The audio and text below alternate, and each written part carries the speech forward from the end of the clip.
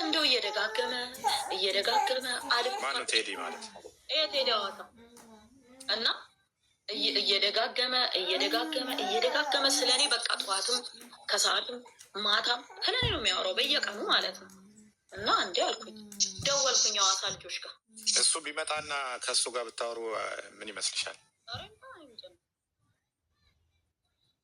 ስለሌለ ምናልባት ሼር አድርጉለት። በነገራችን ላይ ማለት ነው በእውነት ነው የምነግርህ፣ ማንም ቢመጣ ማውራት የምችል ሰው ነኝ። በነገራችን ላይ ገባ ማውራት ከማንም ጋር ማውራት የምችል ሰው ነኝ። ከማንም ጋር የምፈልገውን ውስጤን በአግባቡ ማስረዳት የምችል ሰው ነኝ። መናገር የምችል ሰው ነኝ እስከ ጥግ ድረስ። ከህግ ቢመጣ ደስ ይለኛል። እስከ ዶቃ ማሰሪያው ድረስ ነግረዋለሁ። በነገራችን ላይ ሐዋሳ ልጅ አይደለም እኔ እንደደረስኩት ማአት ልጆች ጋር ደውዬ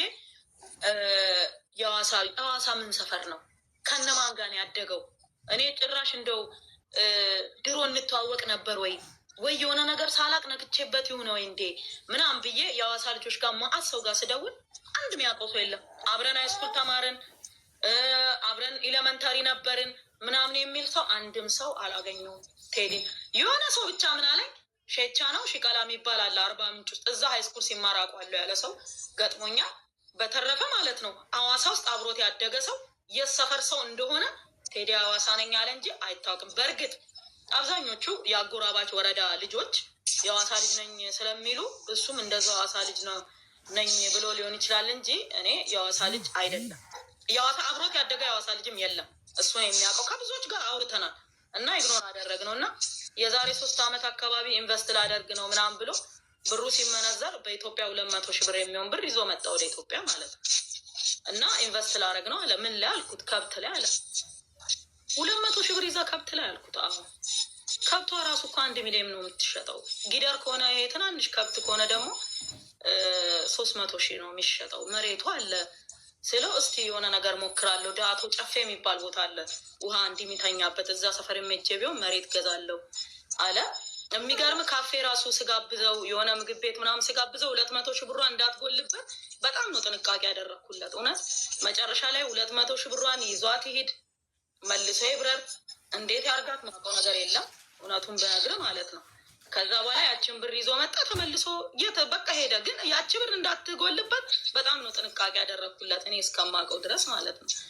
ቀጥሎ ደግሞ ምንድነው አሁን እንትን የካናዳ አሉ እንትን የብልጽግና አወያይ ነው እና ይሄ የምክክር ኮሚቴ ነው ምናምን አድርጎ ብልጽግና መርጦታል አሉ እና ይሄ ሁሉ መከራውን የሚያየው ለብልጽግና ስለመረጠው ነው እና ወጣቶችን የተለያዩ ብሔር ብሔረሰቦችን እየሰበሰበ እንዲያወያዩ እንዲ አንዳንድ ነገር እንዲያደርግ መርጦታል አሉ እና ከኔ በላይ ብልጽግናን አይቀርበውም። የፈለገ ነገር ቢሆን ከኔ በላይ ብልጽግናን አያውቀውም ከኔ በላይ እና የፈለገ ነገር ቢጋጋጥም ቢላላጥም ምንም የሚፈጠር ነገር የለም። እና እንደነገርኩ ያቺ 200 ሺህ ብሯን ኢንቨስት እንዳያደርግ አልረዳችኝም ብሎ ይሁን እኔን ግን ቢያንስ ቴንኪዩ ማለት ነበረበት። ምክንያቱም ሻይ ቤትም ስንገባ ምግብ ቤትም ስንገባ እኔ ነበርኩ ምከፍለው 200 ሺህ ብሯን እንዳጎልበት ብዬ ማለት ነው። የሚገርም በዚህ ደረጃ ነው የተጠነቀቅኩለት ለቴዲ ቢያጥ ማለት ነው። እና በቃ ሌላ ነገር የለም። እና የሐዋሳ ልጅ አለመሆኑን እና ያችን 200 ሺህ ብር ለኢንቨስትመንት ይዞ መምጣቱን ነው ማውቀው።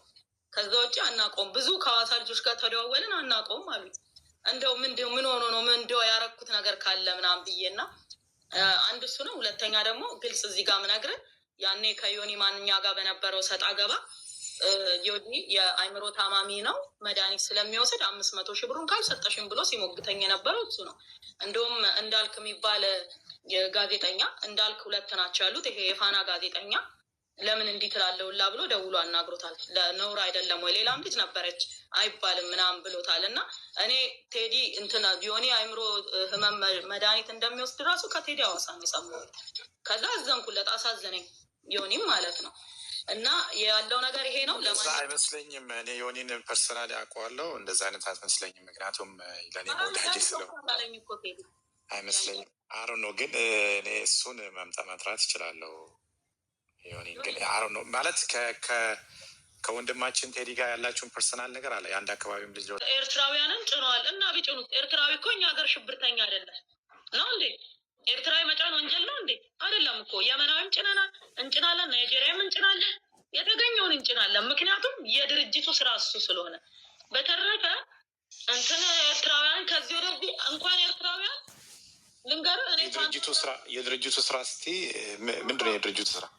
ያስጎብኝ ሁር ነው ስራው። ፋኖን ራሱ ቢያገኝ ይጭናል መኪናው። ለምን ፋኖ ራሱ ሽብርተኛ ቡድን አይደለም። ኢትዮጵያ ውስጥ በፌዴሬሽን ምክር ቤት ሽብርተኛ አልተባለም ፋኖ ራሱ።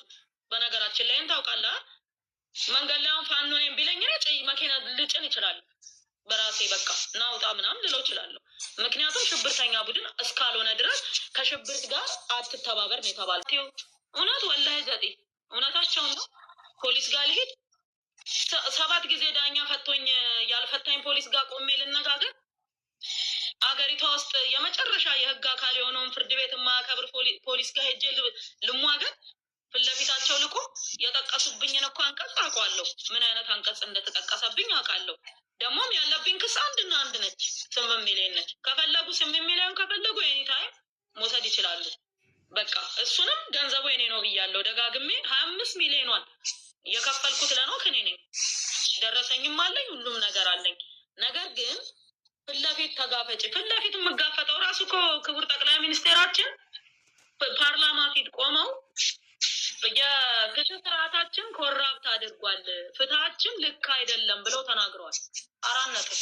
ጠቅላይ ሚኒስቴሩ ያልተማመነበትን ፍትህ በረከት ላይ እንዳይጥል ይሞከርባት ነው? አይሆንማ። ስለዛ ምን ልል ፈልጌ ነው፣ እኛ ካሁን በኋላ ሁሉን ነገር ትተን ወደኛል። ስፔሻሊ ውጭ ዜጎች ናቸው ክላይንቶቻችን። እንትን እርሻ ላይም አብዛኛው ክላይንቶቻችን እንደምታውቀው ሰፊው የኢትዮጵያ ሕዝብ ነው። በተረፈ ምንም ከእንደዚህ አይነት ነገር ጋር የሚያገናኘን ነገር የለም። ግን ሲያወራ ሰምተው ከሆነ ባለፈው እኔ ትንሽ ብዙም ስለማልሰማ አላይም፣ ብዙም አልሰማም። ግን ባለፈው የተቀነጫጨበ ነገር ያየሁት ምንድን ነው፣ የሴት ምልመላ ይላል። መፈንቅለ መንግስት ሲጀምር መፈንቅለ መንግስት ክልል ላይ እኮ አይካሄድም። ክልል ላይ የተደረገ መፈንቅለ መንግስት ፌዴራል ላይ ካልተደረገ ምንም ትርጉም የለውም። ስለ ሽፈራው ሽጉጤ ያወራል፣ ምንም ስለማያውቀው ታሪክ ማለት ነው። ምንም ስለ 2 የተለያየ ብሔሮች ይጠራል።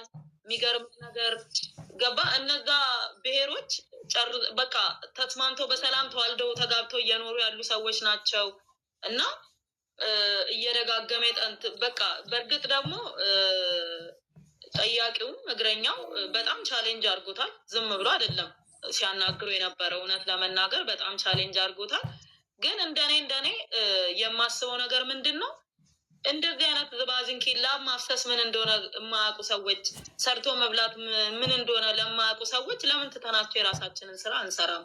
ምክንያቱም የተለያየ የሶሻል ሚዲያ ላይ ያሉ ሰዎች በዚህ ጋር ሌላ ያወራሉ፣ በዛ ጋር ማለት ካለን እኮ ኢነርጂያችንን እነዚህ ሰዎች እየወሰዱብን ነው። እውነት ለመናገር ፊራ በእንደዚህ አይነት ጉዳይ ካሁን በኋላ ላይቭ አይደለም ምንም አይነት ቪዲዮ ማንሰራምም፣ ምን ውስጥ ማንገባምም።